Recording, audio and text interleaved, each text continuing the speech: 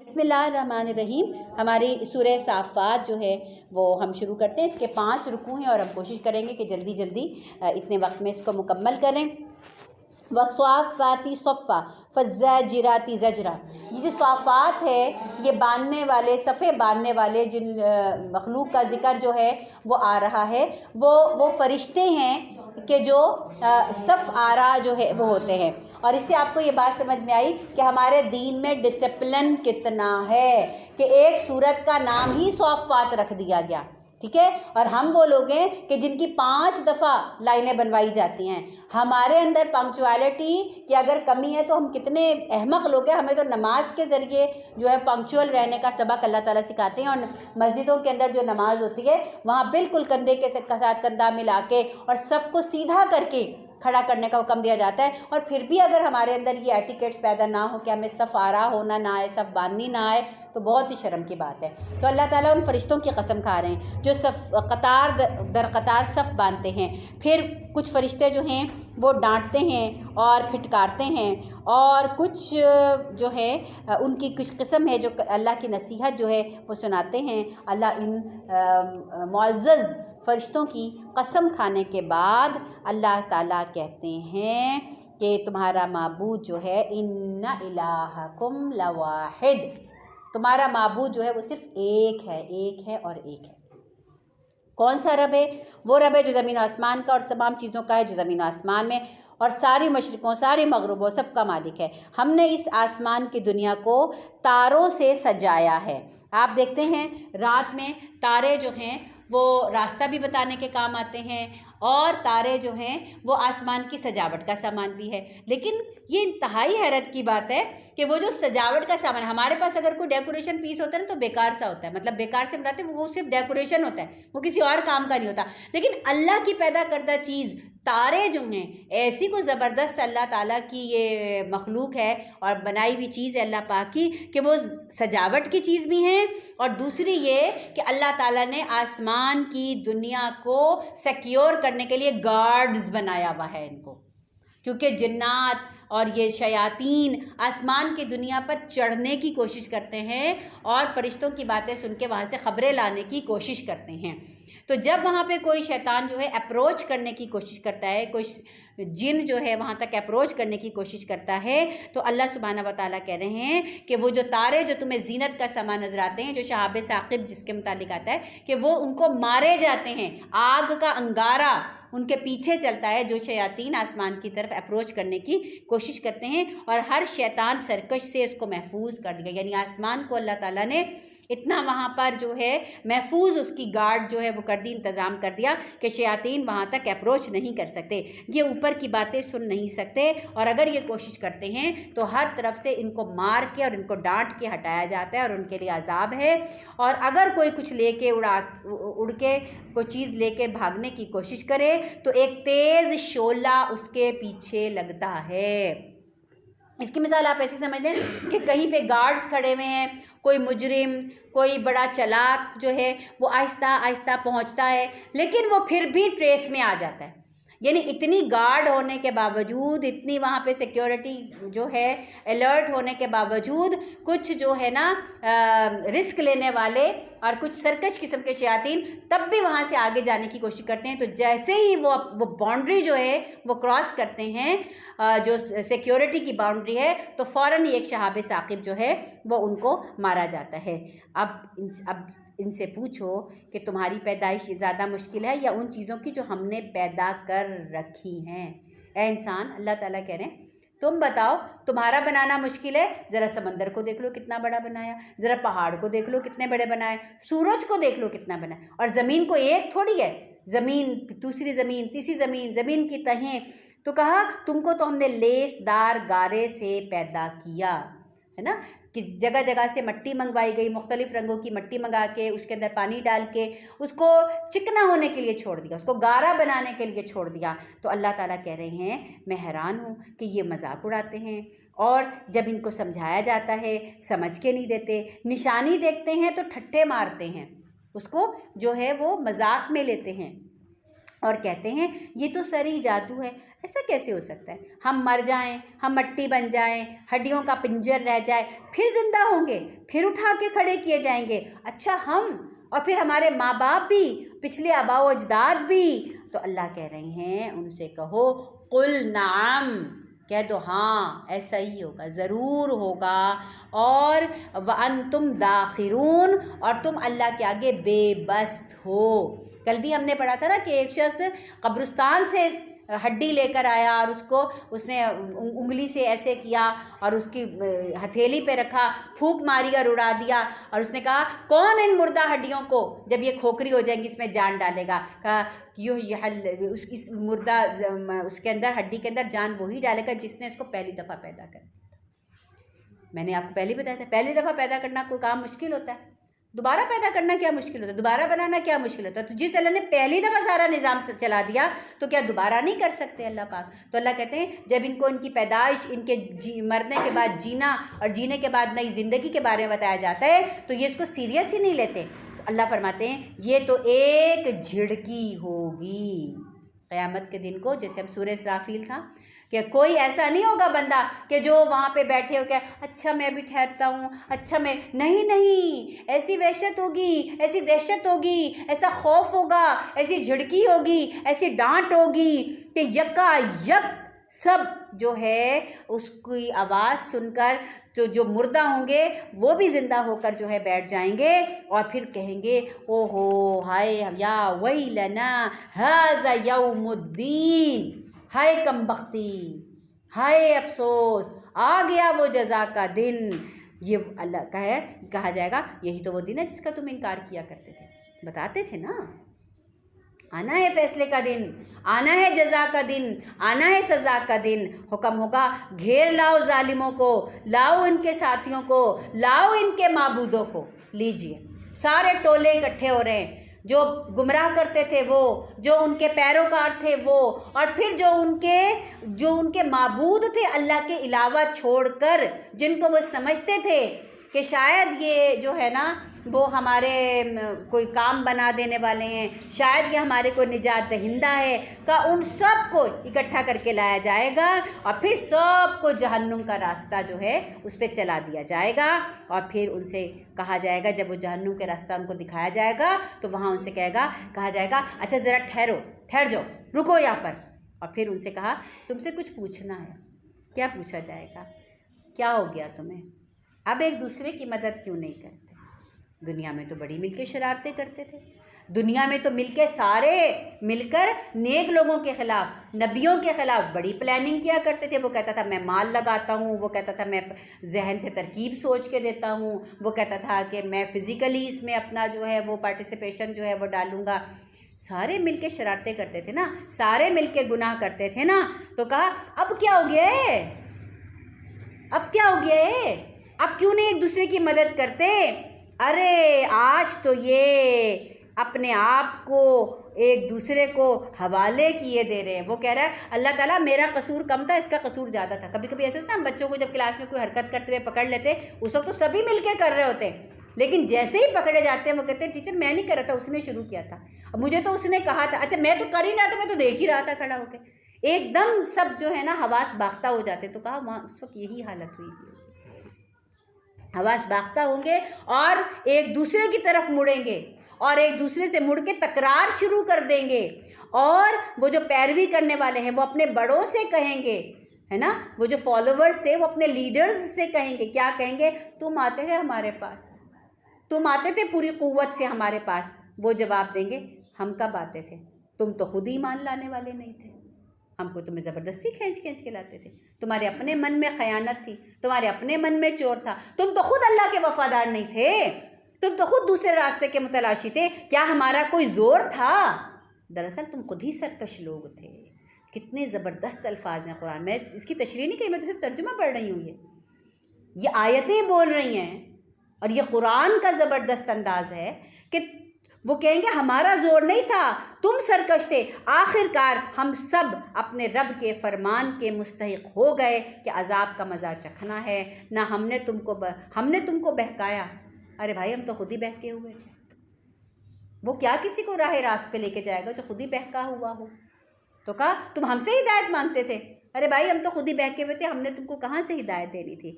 इस तरह वो सब उस रोज़ अजाब में मुश्तरिक होंगे। अजाब सबको मिलेगा, किसी को थोड़ा ज़्यादा मिल रहा होगा तो किसी को थोड़ा सा कम मिल रहा होगा, लेकिन मिल सबको रहा होगा। हम मुजरिमों के साथ यही कुछ करते हैं। ये वो लोग थे कि जब उनसे कहा जाता था कि अल्लाह के सिवा कोई माबूद नहीं तो ये घुमंड में आ जाते थे और कहते क्या हम एक शायर और मजनू की खातिर अपने माबूदों को छोड़ दें। नाउज़ुबिल्लाह। नबी पाक सल्लल्लाहु अलैहि वसल्लम को कहते हैं, उनकी तालीमात को सुन के, उनकी बातों को सुन के कहते हैं मालूम होता है तुम तो शायर हो। अरे तुम कैसी कैसी बातें कर रहे हो, इतनी निराली बातें तो हमने तो कभी भी नहीं सुनी। तो मालूम होता है तुम पे तो कोई जिन आसेब का साया हो गया, मजनू हो गए हो। ऐसे ही जब हम दीन की पक्की ठट्टी सच्ची बातें सुनते हैं ना, तो हमारे माशरे में इतनी अजनबी हो गई हैं ये चीज़ें कि लोग कहते हैं कहाँ से सुन के आ गए हो ये बातें। दीन इतना अजनबी हो गया है कि अगर आप दीन के मुताबिक माशरे के अंदर बात करें तो लोग हैरान होकर कहते हैं अच्छा ऐसा भी होता है, अच्छा यूं भी होता है। अभी मैं कुरान पढ़ा रही थी तो उसमें आया कि औरतों को उनके महर जो है वो खुशसलूबी के साथ अदा करो। तो उस पर मैं एक मिसाल दे रही थी कि देखें क्या होता है कि हमारे यहाँ जब शादियाँ होती हैं, कई घरानों में देखा कि शादियाँ हो रही होती हैं, वो जो सालियाँ होती हैं उनको दूध पिलाई के तौर पर लोग 25-25 हज़ार 50-50 हज़ार रुपये दे रहे होते हैं। और जब महर रखने की बात आती है तो कहते हैं शरीयत मोहम्मदी का 5,000 रख लो, महर इतना सा रख लो। भाई महर ना शरीयत मोहम्मदी 5,000 है, ना 500 है, ना 5 लाख है। महर तो मर्द की अपनी इस्तात के मुताबिक है।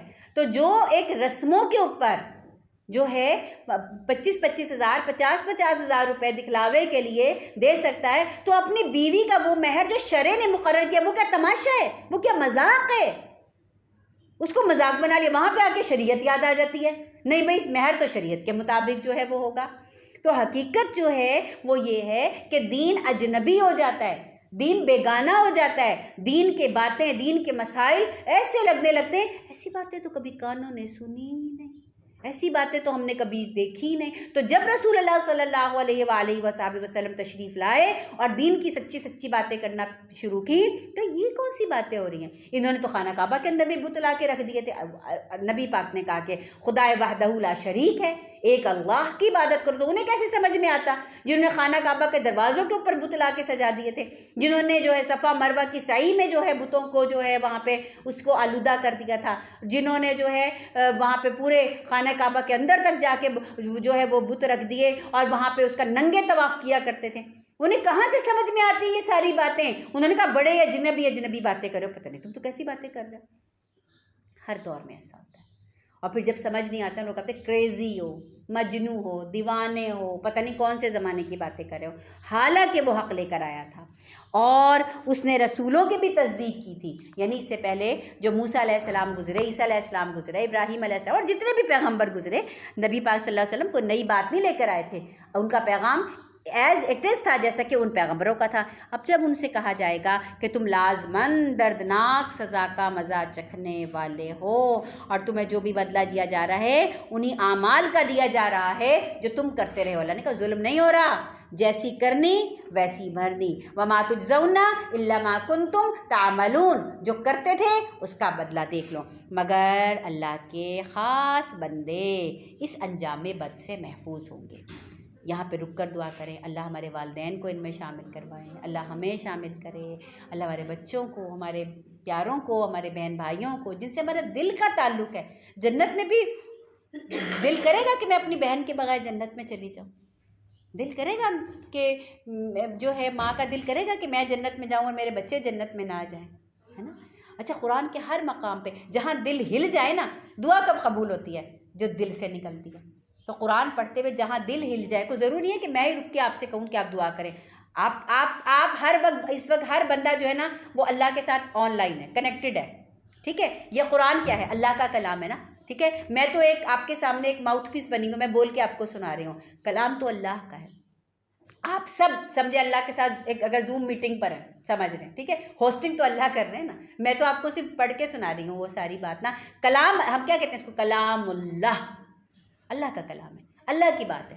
तो मैं बस आपको पढ़ के सुना रही हूँ। Actually you are all connected with Allah सुब्हानहू व तआला। अब इसमें से कोई गाफिल है तो वो जाने, उसका रब जाने, कोई हाजिर है तो वो जाने और उसका रब जाने। तो जहाँ दिल एकदम से कोई दिल करे हाय ये मैं, कहीं जन्नत का तस्करा है, हाय ये मुझे मिल जाए, वहीं पर दिल में फ़ौरन अल्लाह ये नोट कर लें, मेरी सिफारिश नोट कर लें, मेरी बात। जहाँ दिल डर जाए वहीं रुक के कहें अल्लाह देखें मुझे बचा लीजिएगा, मेरे माँ बाप को, मेरे बच्चों को, हमारे प्यारों को इससे बचा लीजिएगा। तो कहा अल्लाह के चीदा बंदे, ख़ास बंदे इससे महफूज रहेंगे, उनके लिए तो जाना बूझा रिज़्क़ है। ऐसी ऐसी चीज़ें मिलेंगी जो दुनिया में भी उनको मिलती थी, लेकिन दुनिया और जन्नत की नेमतों का क्या कहना, कोई मुकाबला ही नहीं है उनका। हर तरह की लजीज चीज़ें, नेमत भरी जन्नतें जिसमें वो इज़्ज़त के साथ रखे जाएंगे।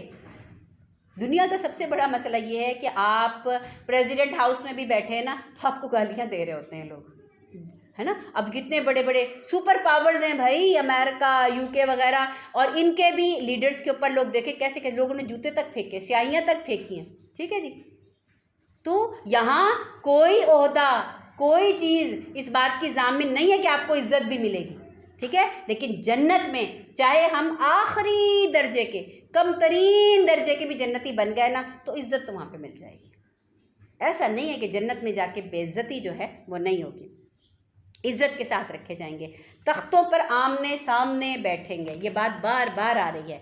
शराब के चश्मों से सागिर भर भर कर उनके दरमियान फिराए जाएंगी, दौर चलेंगे। जैसे होते हैं ना कि कोई चीज़ खा रहे हैं, जैसे सर्दियों में हम बैठते हैं, हम वो खाना शुरू करते हैं, खुश्क मेवे खाना शुरू करते हैं, चलो भाई एक दौर चला, चाय के दौर चलते हैं, खाने के दौर चलते हैं, है ना।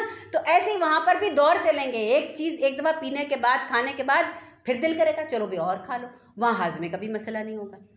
यहाँ तो हाजमे के भी 100 मसाइल हो जाते हैं कि खा लिया, नीयत नहीं भरी, ठीक है, तो लेकिन लेकिन पेट भर गया, अब क्या करें, अब तो खाया भी नहीं जा रहा, लेकिन दिल कर रहा है और खाओ, अब क्या करें, अब तो मजबूर हैं। वहाँ ये मामला नहीं है, वहाँ खाएंगे और पसीना आएगा, वहाँ फुजले का भी मसला नहीं है। यहाँ आला से आला चीज़ खा लो तो वो फुजले की शक्ल अख्तियार कर लेती है। और इंसान कैसी ज़बरदस्त चीज़ है, अपने साथ फुजला लेके फिर रहा होता है। हर बंदे के अंदर उसका अपना ही वेस्ट जो है वो मौजूद है कि जिससे उसको खुद ही का राहत आती है। तो ये तो मेरी आपकी औकात है, ये औकात है हमारी। जन्नत में हम इन सारी चीज़ों से पाक हो जाएंगे। वहाँ तो खुशबूदार पसीना आएगा और खाया पिया हज़म, और नई देख खाना शुरू कर दे जो आपका दिल करे। नए ख़वान सज जाएंगे आपके लिए। चमकती हुई शराब जो पीने वालों के लिए लज्जत होगी, ना जिस्म को नुकसान ना अक़ल ख़राब। उनके पास निगाहें बचाने वाली खूबसूरत आँखों वाली औरतें होंगी, ऐसी नाजुक जैसे अंडे के छिलके के नीचे छुपी हुई झिल्ली।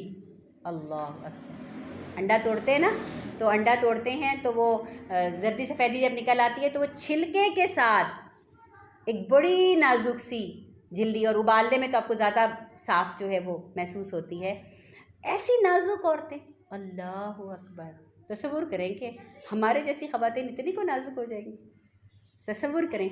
और खूबी क्या आई, अच्छा अक़ल की बात, वो उसकी बाकी चीज़ों की बात बाद में आई। सबसे पहली क्या बात आई, आँखें, उनके पास निगाहें बचाने वाली, यानी औरत की पहली सिफ़त हया है। सबसे पहली सिफ़त हया है। जिस औरत में हया नहीं है वो औरत कहलाने के लायक नहीं है। हमारे यहाँ औरत का लफ्ज़ आता है ना, हमारे यहाँ औरा, औरत। औरत का मतलब क्या होता है, छुपाने वाली चीज़, पर्दे वाली चीज़। पहले हमारे एक ज़बान में बोला जाता है लफ्ज़ मस्तूरात। मस्तूरात का मतलब भी ये होता था कि छुपाने वाली जो है वो चीज़। और इंग्लिश में आपको पता है औरत को क्या कहते हैं, वेमेन, वेमेन।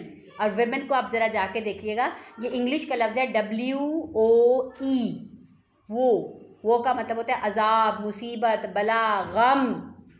क्रिश्चियनिटी में ये बात थी कि औरत, वो उनका अक़ीदा ये था कि आदम अलैहिस्सलाम को बीबी हव्वा ने बहकाया और उन्होंने कहा, वो बहकावे में आई शैतान के, फिर उन्होंने आदम अलैहिस्सलाम से कहा कि फल खा लो। कुरान ये कहता है फ़अज़्ज़लहुमुश्शैतान, शैतान ने दोनों को भटका दिया। कुरान ने ना आदम अलैहिस्सलाम पे ज़िम्मेदारी दी ना बीबी हव्वा पे दी, कहा दोनों को एट अ टाइम दोनों को भटका दिया।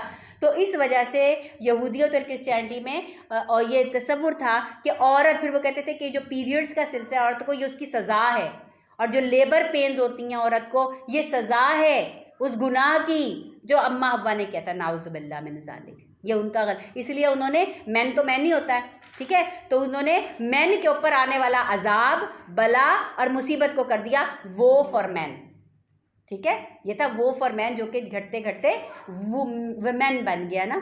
तो वहाँ तो ये औकात थी। हमारे यहाँ जो हमारी औकात है, जो अल्लाह हमारी बता रहे हैं, वो कह रहे हैं शर्मो हया वाली, शर्मो हया वाली औरत, खूबसूरत आँखों वाली औरत, और ऐसी नाजुक जैसे अंडे के छिलके के नीचे छुपी हुई झिल्ली। कभी हमने नोटिस नहीं की थी ये चीज़ें, कुरान ने जब नोटिस करवाई ना तो फिर हमें जहन में आई, कभी हाथ लगा के देखा कैसी नरम नरम नाजुक नाजुक और इंतहाई, मतलब वो बस क्या, मैं लफ्ज़ों में नहीं बयान, उसे फील किया जा सकता है बस सिंपली, आप उसे बयान नहीं कर सकते। फिर वो एक दूसरे की तरफ मुतवज्जे होकर हालात पूछेंगे। उनमें से एक कहेगा, दुनिया में मेरा एक दोस्त था जो मुझसे कहता था, क्या तुम भी तस्दीक करने वाले हो, यानी क़यामत को मानने वाले हो? क्या वाकई जब हम मर जाएंगे, मट्टी हो जाएंगे, हड्डियों का पिंजर बन जाएंगे, तो जज़ा और सज़ा मिलेगी? तो अब क्या आप लोग देखना चाहते हैं कि वो साहब अब कहाँ हैं? जन्नत में जाएंगे ना, हम एक दूसरे को पहचानेंगे, हम एक दूसरे को गले मिलेंगे, हम एक दूसरे के साथ याद करेंगे, ओ भाई मैं वही तो थी कि जो तुम्हारी सहेली थी, जो हम एक साथ कोलीग्स थे, हम वही तो थे, है ना।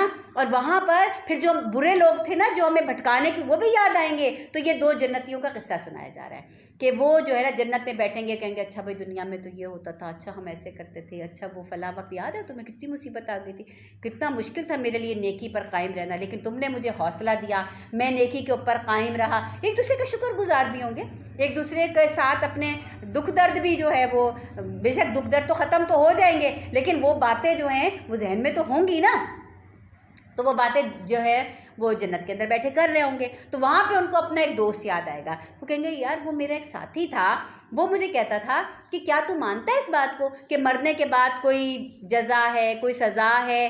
अरे वो कहाँ है, वो तो कहीं जन्नत में दिख ही नहीं रहा। तो अब क्या होगा कि अल्लाह ताला तो हर चीज़ का इंतज़ाम किया हुआ है, तो फिर कोई फरिश्ता होगा, वो कहेगा अच्छा आप देखना चाहते हो कि वो कहाँ पे है? ये कहकर वो जो ही झुकेगा तो जहन्नुम की गहराई में उसको देख लेगा।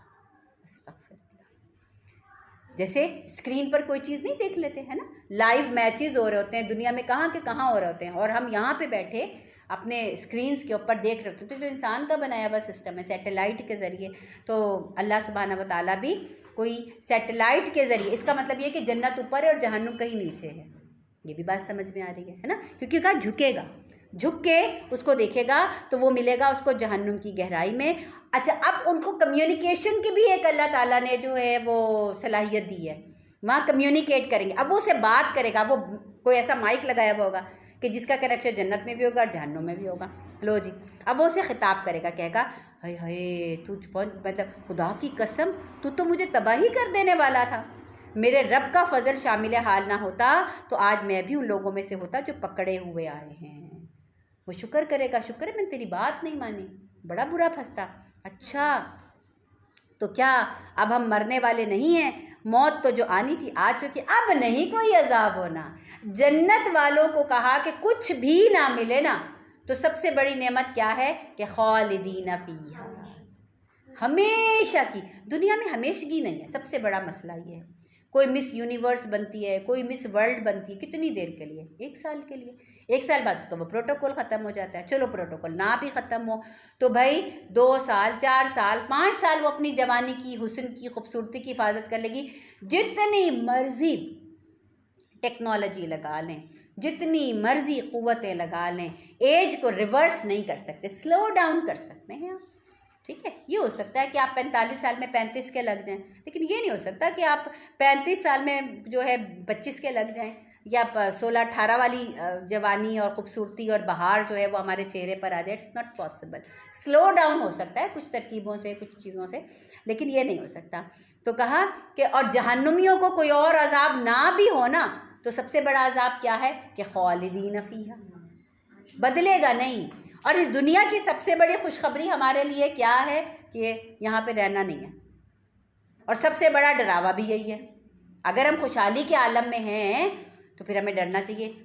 ये तो पहिया है, ये चल रहा है, आज जो ऊपर है कल वो नीचे आ जाएंगे, जो नीचे हैं वो ऊपर चले जाएंगे। तो ये दुनिया की सबसे बड़ी, अगर कोई मुसीबत में है, कोई बीमार है, कोई तकलीफ़ में है, कोई तंगी में है, तो उसके लिए खुशखबरी है कि यहाँ हमेशा तो रहना ही नहीं है। अगर हम इस पे सब्र करेंगे, शुक्र करेंगे, तो जब अल्लाह के पास पहुँचेंगे तो इंशाल्लाह हालात बदल जाएंगे। और अगर कोई ऐशो आराम में है तो उसके लिए इबरत है कि ये वक्त भी जो है वो गुजर जाएगा। कहा था ना एक बादशाह ने किसी को कि ऐसी चीज़ बना दो कि खुशी गम हर वक्त जो है मेरे लिए इबरत का बाइस है। तो वो अंगूठी पे लिखवा के ले आया था। क्या लिखवा के आया था? कि ये वक्त भी गुजर जाए। हर वक्त गुजर जाता है, अगर खुशियों का गुजर जाता है तो दुख का भी गुजर जाता है। और जिसे कहते हैं ना कि वक्त सबसे बड़ा मरहम है, वक्त बड़ी बड़ी चीज़ों को हील अप कर देता है ना। तो एनीहाउ, तो बहरहाल तो कहने लगे कि वो जन्नती कहने लगे, ओ भाई हम तो बड़े मज़े में आ गए, अब तो हमारे साथ ऐसा होना ही नहीं है। अब तो जिस अंजाम को हम पहुंच गए, अब तो जिन नेमतों को हमने पा लिया, अब कोई हमसे वो छीन नहीं सकेगा। यही अजीम शान कामयाबी है। ऐसी ही कामयाबी के लिए अमल करने वालों को अमल करना चाहिए। लिमिस्ली हाज़ा फलियामलिल आमिलून, अल्लाह का कुरान। हम किस चीज़ के पीछे मेहनत करते हैं? ये स्टेटस मिल जाए, ये गाड़ी मिल जाए, ये घर मिल जाए, ये हो जाए, वो हो जाए, ऐसे हो जाए, वैसे हो जाए। हाँ ठीक है, ज़िंदगी गुजारने के लिए कुछ चीज़ें ज़रूरी होती है, करें मेहनत। हर एक बंदा चाहता है मैं भी अच्छे हाल में रहूँ, मेरे बच्चे भी अच्छे हाल में रहें, अच्छा खाएं, अच्छा पहने, अच्छी उसमें, लेकिन एक लिमिट के अंदर। ये नहीं है कि हम अपनी नमाज़ों को छोड़ के, हम हलाल और हराम की पाबंदियों को जो है वो इग्नोर करके हम किसी भी तरह बस ये दुनिया बना लें। नहीं, ये नहीं। लिमिस्ली हाज़ा फलियामलिल आमिलून, ये जो अंजाम अभी हमने पढ़ा है ना जहन्नमियों का, इससे बचने, और ये जो हमने अंजाम पढ़ा है ना जन्नतियों का, इस अंजाम को पाने के लिए मेहनत करनी लाजमी है। बोलो, ये ज़ियाफ़त अच्छी है या ज़क़ूम का दरख्त? अल्लाह ही पूछते हैं हमसे, है ना। ये चाहिए या वो चाहिए, चॉइसेस हैं। अब दुनिया मिज़राअतुल आखिरा, दुनिया आखिरत की खेती। आज बताओ क्या बोल रहे हो? मेरी खेती से आप नहीं खा सकते, मैं आपकी खेती में मुंह नहीं मार सकती।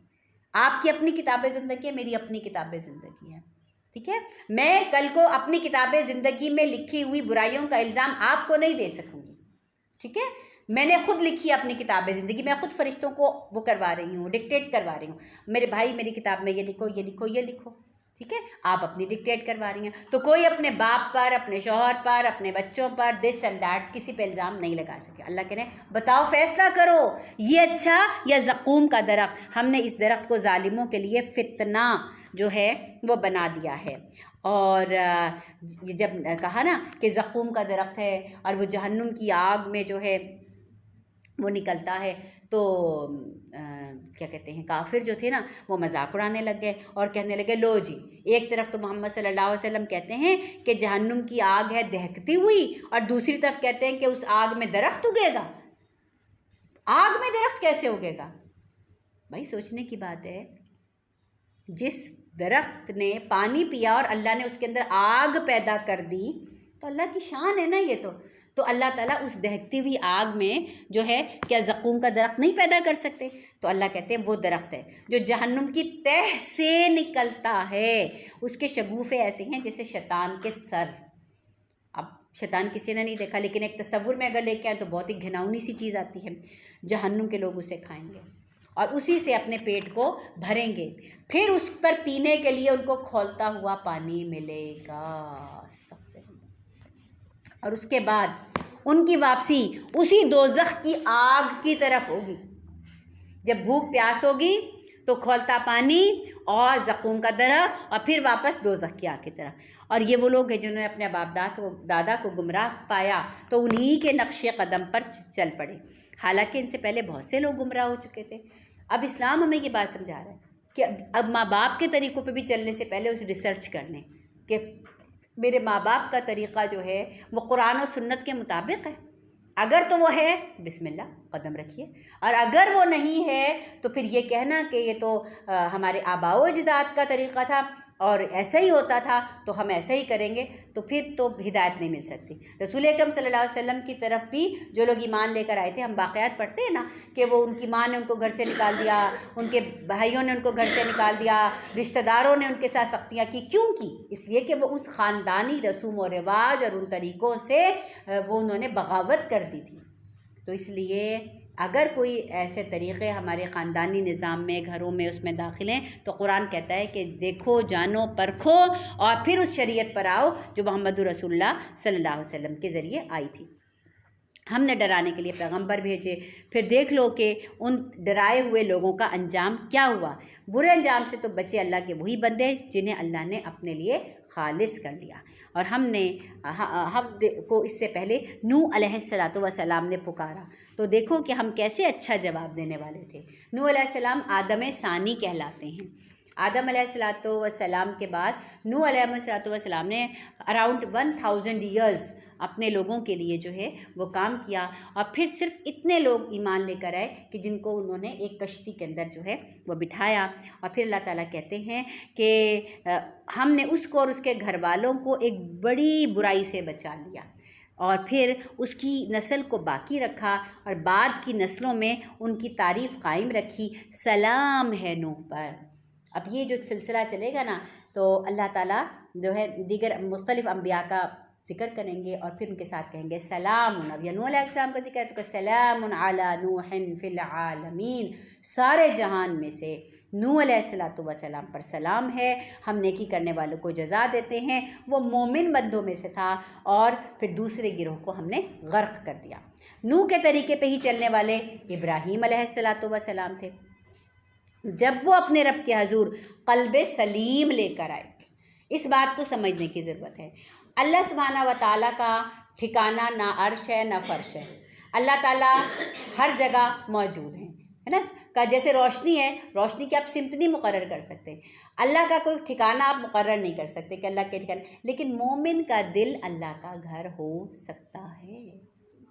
मोमिन का दिल अगर उसमें ईमान मौजूद है, उसमें अल्लाह की मोहब्बत मौजूद है, तो अल्लाह मोमिन के दिल में रहना पसंद करता है। लेकिन क्या ख्याल है, अल्लाह ऐसे दिल में रहेंगे जिस दिल में हसद हो, जिस दिल में जलन हो, जिस दिल में मुकाबलेबाजी हो, जिस दिल के अंदर जो है नीचा दिखलाने की जो है वो हविस हो। अल्लाह ताला ने ज़िंदगी के निज़ाम में हम सबको बांट के दिया हुआ है। माँ बाप के एक ही तरह के बच्चे होते हैं, एक ही माहौल में, एक ही स्टेटस में पलते बढ़ते हैं। लेकिन आपने खुद ही देखा कि ज़िंदगी में क्या होता है, कोई कहीं निकल जाता है ज़िंदगी में, कोई कहीं। एक ही प्लेट में खाने वाले, एक ही माँ की गोद से निकलने वाले बच्चे जो हैं, कोई बहुत अमीर हो जाता है, कोई बहुत ही गरीब हो जाता है, कोई बहुत पढ़ा लिखा हो जाता है, कोई अनपढ़ जाहिल जो है वो रह जाता है। ये तो हमारा अपना अपना मुक़द्दर है। दुनिया में सारे गरीब नहीं हैं, सारे भी अमीर नहीं हैं, ठीक है। तो एक निज़ाम है जो दुनिया का चल, और दुनिया को चलाने के लिए यही निज़ाम जो है वो ज़रूरी है। तो अल्लाह सुब्हानहू व तआला जो है क़ल्ब सलीम की जो बात कर रहे हैं ना, क़ल्ब सलीम का मतलब ये एक पाक दिल, ऐसा पाक दिल कि जिसमें जलन नहीं हो, जिसमें हसद नहीं हो, जिसमें खौफ खुदा हो। भूल चूक इंसान के साथ है, भूल चूक हो सकती है, लेकिन जैसे ही भूल चूक हुई, इंसान ने तौबा की, मग़फ़रत की और पलट आया, ठीक है। तो जब उसने अपने बाप और अपनी कौम से कहा, ये क्या चीज़ें हैं जिनकी तुम इबादत करते हो, ये तो सबको मालूम है कि इब्राहीम अलैहिस्सलातु वस्सलाम के जो वालिद थे वो तो ख़ुद बुत परस्त थे, और बहुत बड़े उनके जो है ना वो उनका ओहदा था, और बड़े वो उनके इमाम थे, यूँ समझें कि बुत परस्ती में। तो अब वो इब्राहीम अलैहिस्सलाम को अल्लाह ने हिदायत दे दी, तो इब्राहीम कहते हैं अलैहिस्सलातु वस्सलाम, अल्लाह को छोड़कर झूठ घड़े हुए माबूद चाहते हो? आखिर रब्बुल आलमीन के बारे में तुम्हारा क्या गुमान है? उन्होंने तो अल्लाह को तलाश कर लिया, उन्होंने तो अल्लाह को देख लिया, तो अब वो एक बच्चा, अब यहाँ पे सोचने की बात है, क्या पता हम एक पक्की उम्र के मैच्योर लोग हैं, हमें हिदायत ना हो, और एक उभरता हुआ नौजवान बच्चा जो है वो हिदायत दे रहा है, वो अच्छी बात कर रहा है अपने वालिद से कि आपको क्या हो गया है, वो मूर्तियाँ जिन्हें आप अपने हाथ से बनाते हैं, आप उन्हीं को पूजने लग गए, आप उन्हीं को अपने नफ़े नुकसान का बाइस समझने लग गए। फिर उन्होंने तारों पे निगाह डाली और बोले ऐसा लगता है आज मेरी कोई तबीयत ठीक नहीं है, यानी ऐसे आसमान की तरफ देखा और कहने लगे कुछ मालूम हो रहा तबीयत ठीक नहीं है।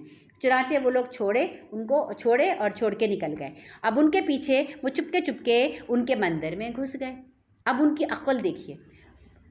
इसीलिए इस्लाम में जब इब्तदाई जो लोग मुसलमान हुए थे ना, उनमें मेजॉरिटी जो थी ना वो नौजवानों की थी। नौजवान के अंदर ना अल्लाह ताला ने वो सलाहियत रखी है, वो कैपेसिटी रखी है कि जब उसके दिमाग में बात आ जाती है ना वो कर गुजरता है। इब्राहिम अलैहिस्सलाम के दिमाग में बात आ गई, मैं इनको इतना समझा रहा हूँ कि भाई ये बुत जो तुम अपने हाथ से बनाते हो खुदा नहीं हो सकते, तुम्हारी तकदीर के मालिक नहीं हो सकते, नहीं समझ आ रहा। उनके जहन में एक तरकीब आ गई। तरकीब ये आई कि जनाब सारे, एक मेला था कोई, सारे जो हैं वो शहर से बाहर चले गए सेलिब्रेशंस के लिए। इब्राहिम अलैहिस्सलाम ने कहा मैं नहीं जा रहा, मेरी तबीयत कुछ में सही महसूस नहीं हो रही, मैं रुक गया। वो रुक गए, वहाँ पे रुक के, और जब सारा जो है बस्ती वाले चले गए, इब्राहिम अलैहिस्सलाम चले गए मंदिर में। और मंदिर में जब गए, और अब क्या कहते हैं, वहाँ पे जो बुत मौजूद थे, उन बुतों से कहते हैं, क्या हो गया, आप खाते क्यों नहीं हैं? चढ़ावे तो उन पे चढ़ाए जाते हैं ना बुतों पे। बोले क्या हुआ, खाते क्यों नहीं, क्या हुआ? अरे भाई तुम तो बोलते भी नहीं, बात कर रहे हो, बोलते क्यों नहीं हो?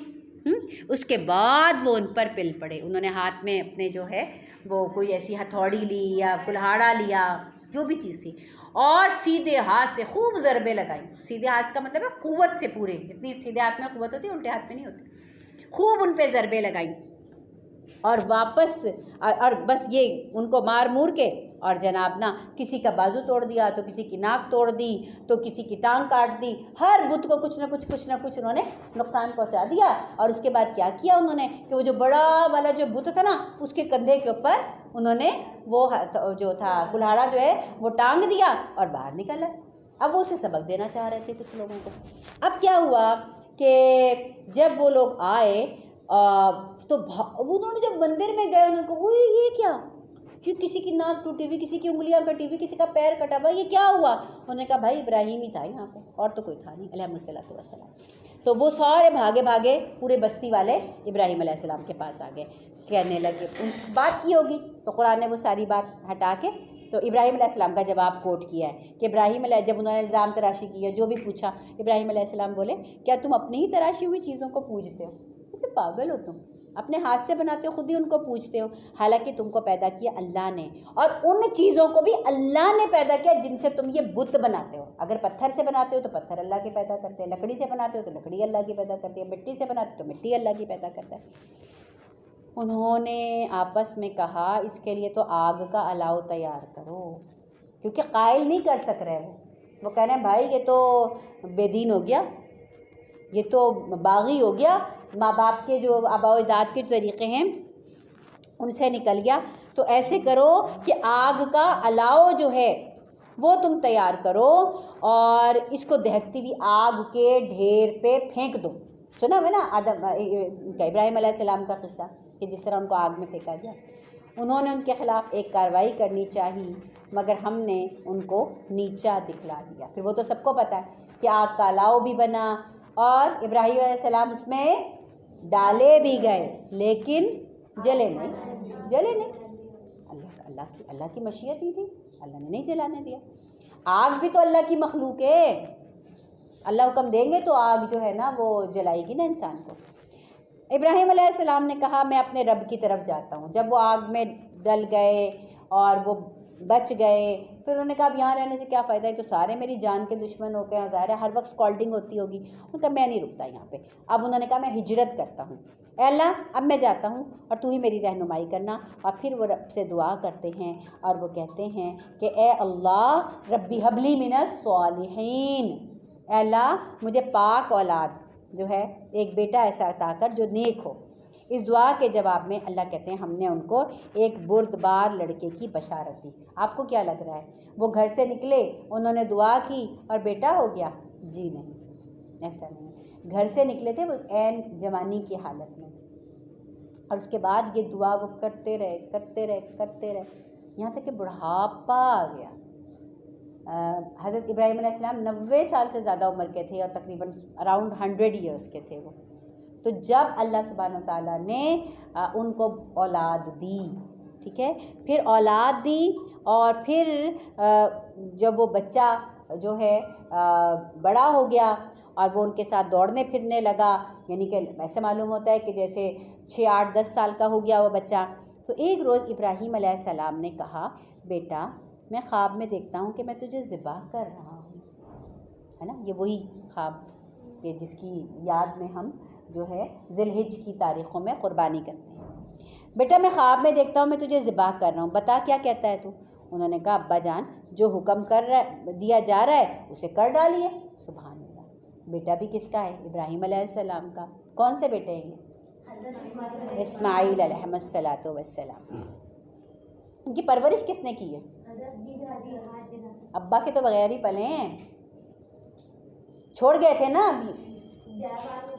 बया, बिल्कुल गोद में थे जब वो क्या कहते हैं प्यास की शिद्दत से बीबी हाजरा दौड़ी थी, तभी तो जमजम जारी हुआ था। ये तो बच्चा इतना जो है बाबरकत है कि उसका फैज़ तो आज तक जारी है, आज तक में। और आप जमजम जो है किसके तुफ़ैल है? बीबी हाजरा और हज़रत इस्माईल अलैहिस्सलाम के तुफ़ैल हमें जमजम जो है वो मिला है। खाना काबा को किसने आबाद किया? एक अकेली औरत ने मासूम बच्चे के साथ तन्हा उस वादी के अंदर छोड़ दिया। हुक्म नहीं था कि आप रुकेंगे यहाँ पर, तो अल्लाह ने कहा मेरा तो दीन ऐसा ही है। कुर्बानियाँ देखे ना इब्राहीम अलैहिस्सलाम की।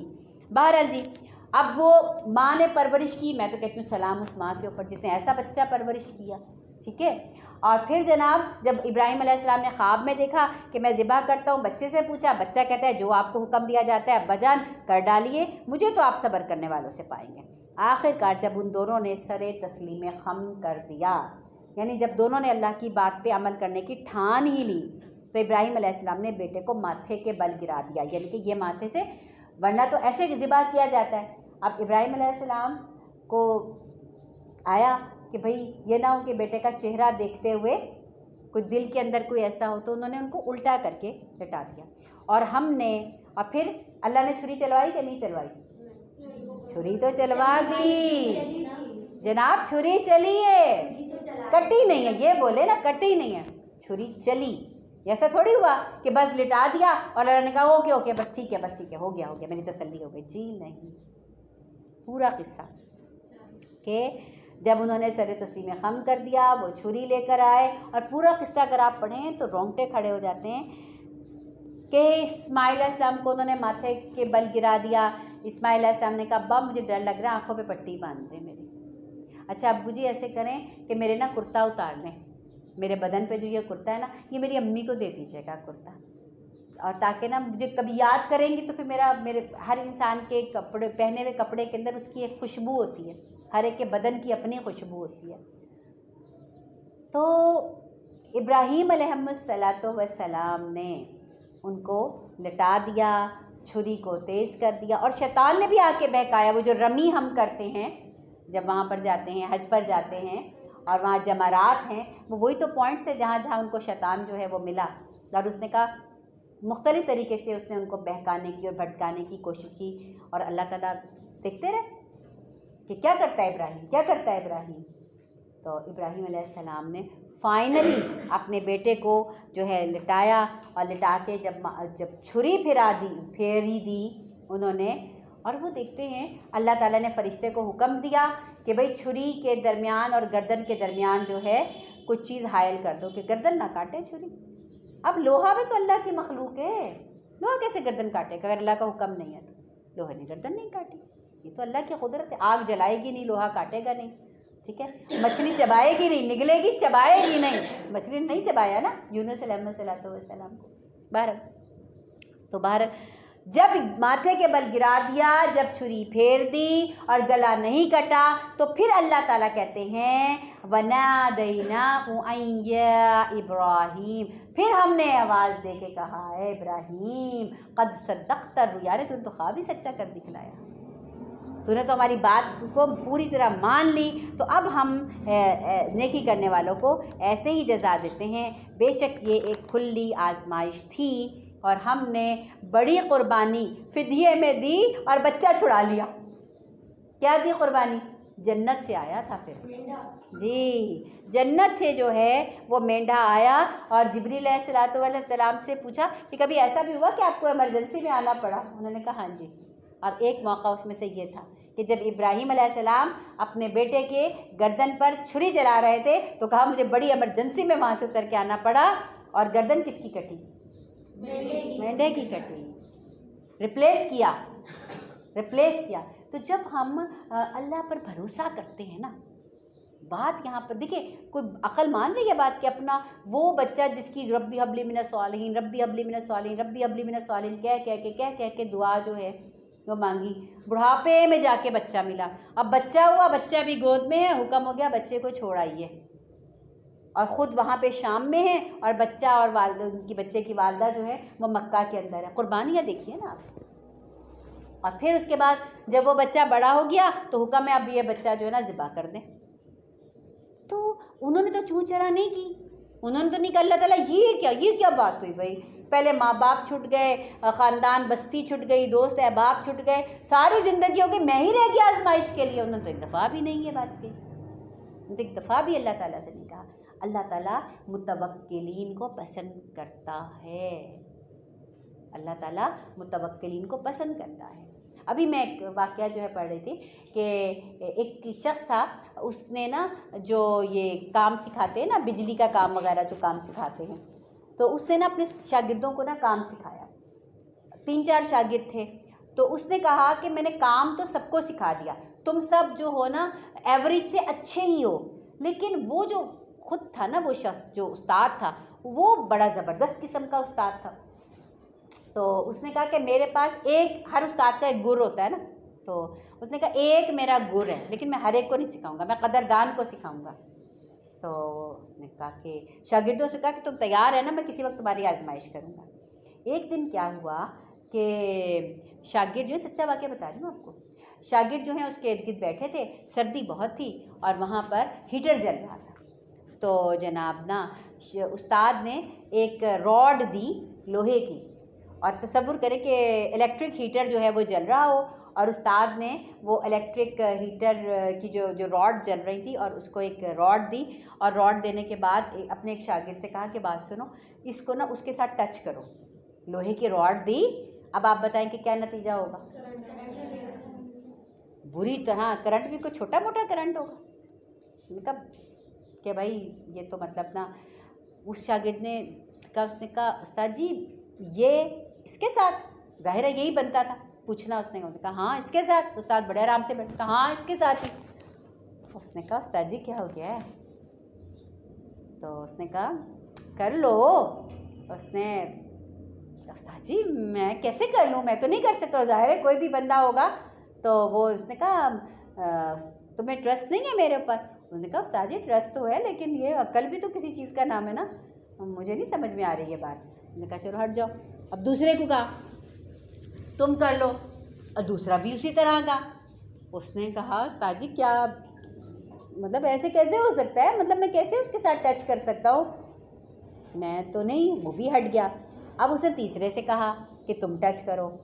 अब वो कोई अपने उस्ताद का बहुत ही कोई फर्मा बरदार, कोई ताबेदार किस्म का शागिर्द होगा। उसने कहा मेरा उस्ताद कह रहा है, ये उस्ताद इतनी मोहब्बत करता है, मैं आज से, ये तो हुक्म उसने आज दिया है ना कैसे करो, इससे पहले पूरी इतनी जो थी ज़िंदगी उसने पूरा अपना हुनर हमें सिखाया, हमें खिलाता है, पिलाता है, हमारे साथ मोहब्बत करता है। और एक इंसान को पता भी चल जाता है ना कि ये मेरा खैर ख्वाह है या मेरा बदख्वाह है। आप एक टाइम किसी के साथ गुजारते, उसने कहा तो मेरा खैर ख्वाह है, तो ये मुझे ऐसा हुक्म कैसे दे सकता है कि जिसकी वजह से मुझे इतना सख्त नुकसान हो जाए, और अगर दे ही रहा है तो फिर अल्लाह मालिक है। तो उसने रॉड उठाई और कहने लगा कि ना मैंने आंखें बंद की, और आंखें बंद करके तो वो जो रॉड थी मैंने उसके साथ जो है वो उसको टच जो है वो किया। तो जैसे ही उसने उसके साथ टच किया तो कुछ भी नहीं हुआ। तो उस्ताद हंस पड़े। उस्ताद ने कहा कि वो एक ख़ास जो है वो होती है, वो वेल्डिंग में इस्तेमाल होती है वो रॉड, उससे करंट नहीं लगता। उसने कहा तुम क्या समझे, तुमने मुझ पर भरोसा नहीं किया ना, मैं क्यों तुम पे भरोसा करके अपना गुण तुम्हें दे दूँ? जिसने भरोसा किया है, मैं भी अपने दिल का राज, अपनी उम्र भर की कमाई उसी को दूंगा, तुमको नहीं दूंगा।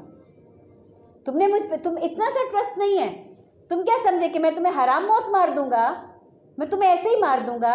ये तो एक इंसान का किस्सा है, एक उस्ताद और एक शागिर्द का किस्सा है। हमारे मामले अल्लाह के साथ, हम अल्लाह के साथ ज़िद्दें लगाते हैं, हम कहते हैं अल्लाह पहले आप ये करें फिर मैं करूँगी, पता नहीं मुझे ऐसे ना हो जाए, अगर ऐसे होगा तो ऐसे ना हो जाए, अगर मैं आपके इस अमल पे, इस हुक्म पे अगर मैं अमल करने लग गई तो अल्लाह पाक कहीं ऐसे ना हो जाए, फिर यूँ कैसे हो जाएगा, फिर मैं तो भूखी मर जाऊँगी, फिर ऐसे हो जाएगा, फिर ये हो जाएगा, फिर वो हो जाएगा। तो हम जब अल्लाह के साथ ज़िद्दें लगाते हैं ना, तो फिर अल्लाह ताला की भी रहमत खुल के हम पे नहीं बरसती। फिर अल्लाह भी हमारी औकात के मुताबिक ही, जब तेरी औकात ही नहीं है इतनी, जब तेरी औकात नहीं है तो मैं क्यों दूँ तुझको इतना।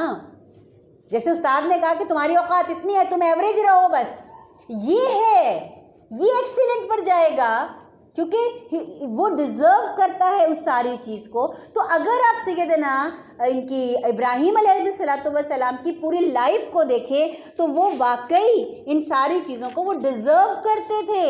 उन्होंने कभी अल्लाह के सामने चूं चरा नहीं की, जैसा कहा जिस तरह कहा उन्होंने अल्लाह की बात को जो है वो माना।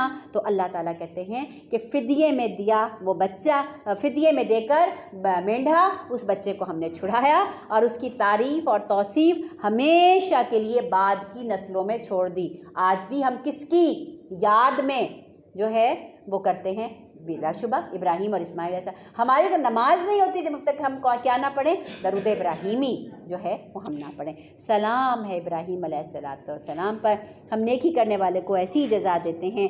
बेशक वो हमारे मोमिन बंदों में से था और हमने उसे इसहाक़ अलैहिस्सलाम की जो है वो बशारत दी, एक नबी सालिहीन में से है, और इसहाक़ अलैहिस्सलाम को बरकत दी और उनकी ज़ुर्रियत में से कोई तो नेक है और कोई अपने नफ्स पर जुल्म करने वाला है। यानी इतने इतने बड़े अम्बिया, ऐसे जलील क़दर लोगों के भी औलादों में से कहा सब थोड़ी नेक निकले, सब नहीं नेक निकले। ये बात जहन में रखिए कि माँ बाप की जो जायदाद होती है, वरासत होती है, वो तो बच्चों को मिल ही जाती है। बल्कि हमारे दीन में तो ये है, आँख करने का तसव्वुर नहीं है कि अगर कोई औलाद बदबख्त है या वो माँ बाप की जो है वो नाफरमान है, तो हमारी शरीयत ये नहीं कहती कि आप उसे आँख कर दें। ठीक है, जो आपका माल है, थोड़ा है ज़्यादा है, जितना भी है, आपके मरने के बाद औलाद को मिलेगा। लेकिन अगर कोई नबी भी है, नबी तो हिदायत के सबसे ऊंचे मकाम पर होते हैं, तो ये ज़रूरी नहीं है कि नबी की जो हिदायत है वो उसकी औलाद में उतर आए। ऐसा नूह अलैहिस्सलाम के साथ देख लें कि जब उनकी कौम के ऊपर अजाब आया तो उनका बेटा उस अजाब का खुद शिकार हुआ। लूत अलैहिस्सलाम की कौम के ऊपर जब अजाब आया तो पीछे रह जाने वालों में उनकी अपनी बीवी भी शामिल थी। इसका मतलब है कि हिदायत का दरवाज़ा मुझे अपना खटखटाना है, आपको अपना खटखटाना है। हिदायत आपको अपने अल्लाह से लेनी है, हिदायत तो अल्लाह ही देते हैं ना, है ना। वमा तौफ़ीक़ी इल्ला बिल्लाह, तौफ़ीक़ सिर्फ अल्लाह की तरफ से है, हिदायत अल्लाह की तरफ से है। किसी की दुआ फ़ायदा दे सकती है, कब? जब आपके दिल में भी मुराद होगी। अगर नहीं दिया तो नबी की दुआ ने भी फ़ायदा नहीं दिया। किसको? अबू तालिब के लिए कितनी को दुआ की थी रसूलुल्लाह सल्लल्लाहु अलैहि वसल्लम में। और कौन किसके वालिद हैं वो?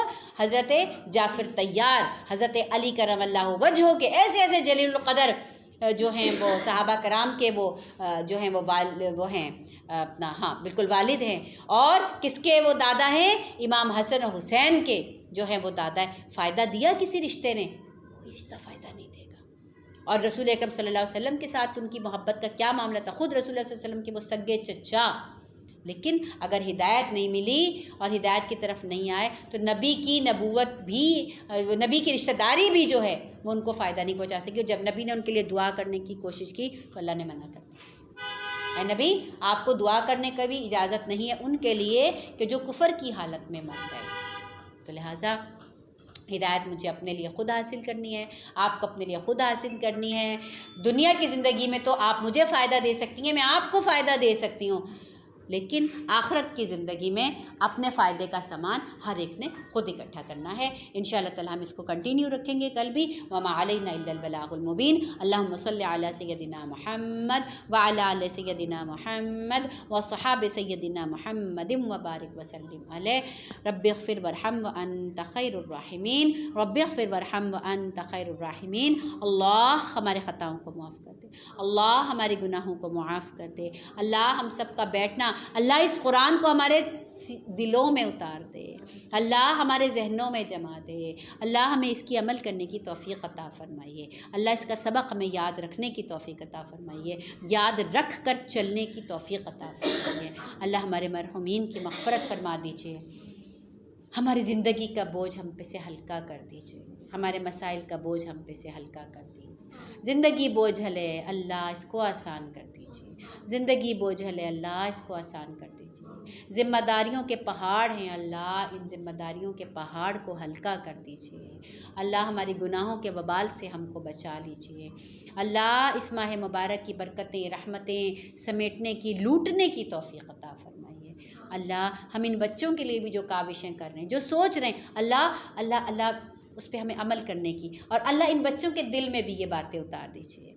हमें पूरे खैर ख्वाही के जज्बे के साथ ये काम करने की तौफ़ीक़ अता फ़रमाइए, और इन बच्चों के दिल में ये चीज़ें उतारने की हमें तौफ़ीक़ अता फ़रमाइए। हमारी ख़ताओं गुनाहों को माफ़ कर दीजिए। हमें हमारे वालिदैन के लिए सदक़ा जारिया बनाइए, हमारी औलाद को हमारे लिए सदक़ा जारिया बनाइए। अल्लाहुम्मा सल्लि अला सय्यदिना मुहम्मद व अला आलि सय्यदिना मुहम्मद व अस्हाबि सय्यदिना मुहम्मद व बारिक वसल्लिम। आमीन आमीन या रब्बल आलमीन या रब्बल आलमीन।